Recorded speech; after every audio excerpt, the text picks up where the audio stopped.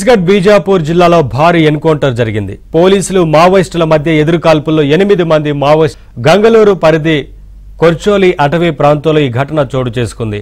ఘటనా స్థలిలో కోంబింగ్ కొనసాగుతోంది. ఘటనా స్థలంలో AK-47 సహా పేలుడు పదార్థాలను స్వాధీనం చేసుకున్నారు.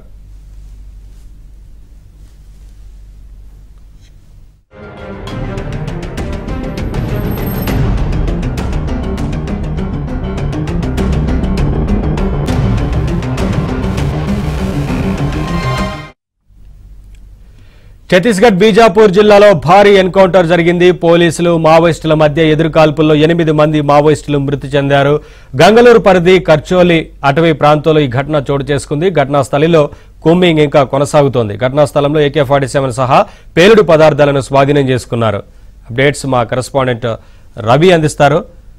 రవి, పోలీసుల కాల్పుల్లో 8 మంది మావోయిస్టులు మృతి చెందినట్లుగా కనిపిస్తా ఉంది కదా, ఏంటి అప్డేట్స్? ఇంకా కూంబింగ్ కొనసాగుతుందా?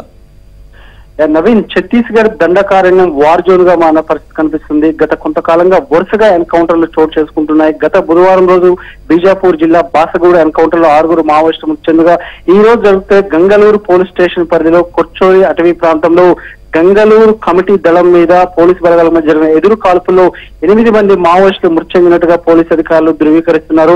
ఇంకా కూడా అక్కడ చూసుకుంటే కూంబింగ్ పెద్ద ఎత్తున కొనసాగుతుంది. ఎదురు కాల్పులు కూడా పెద్ద ఎత్తున కొనసాగుతున్నాయి. గత 3 నెలలుగా చూసుకుంటే పెద్ద ఎత్తున ఛత్తీస్గఢ్ లో మావోయిస్టుల ఏరివేత లక్ష్యంగా కేంద్ర బలగాలు పెద్ద ఎత్తున కూడా కూంబింగ్ నిర్వహిస్తున్న పరిస్థితి.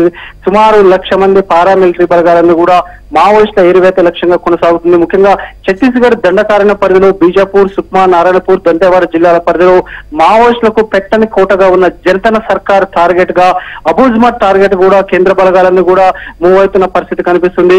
గత కొంతకాలంగా ఫ్రీక్వెంట్ గా కూడా ఎన్కౌంటర్లు జరుగుతుంది. ఎన్కౌంటర్ లో పెద్ద ఎత్తున కూడా మావోయిస్టు మృతి చెందుతున్న పరిస్థితి కనిపిస్తుంది.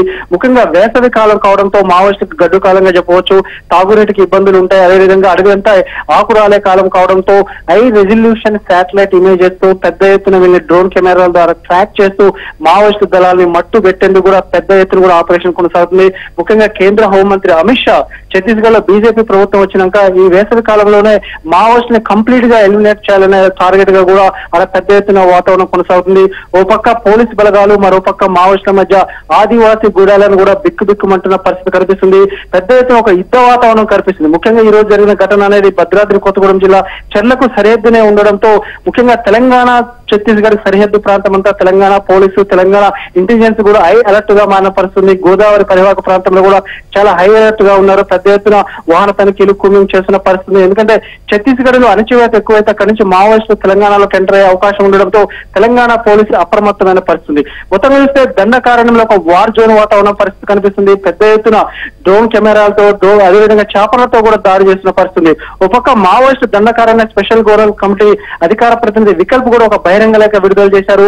ఛత్తీస్గఢ్ ప్రభుత్వంతో మేము చర్చలు జరపడానికి సిద్ధంగా ఉంటామంటూ వారు లేఖ విడుదల చేసినా గానీ ప్రభుత్వ వర్గాల నుంచి సానుకూల స్పందన రావట్లేదు.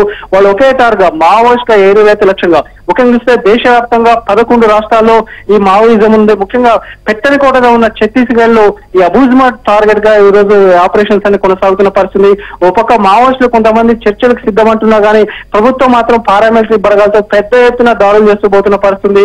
ఈ నేపథ్యాన్ని ముఖ్యంగా చూస్తే దండకారణ ప్రాంతం అంతా ఒక నివురుగప్పని నిప్పుల ఒక యుద్ధ భూమిగా మారిన పరిస్థితి కనిపిస్తుంది. Naveen, right, thank you Ravi.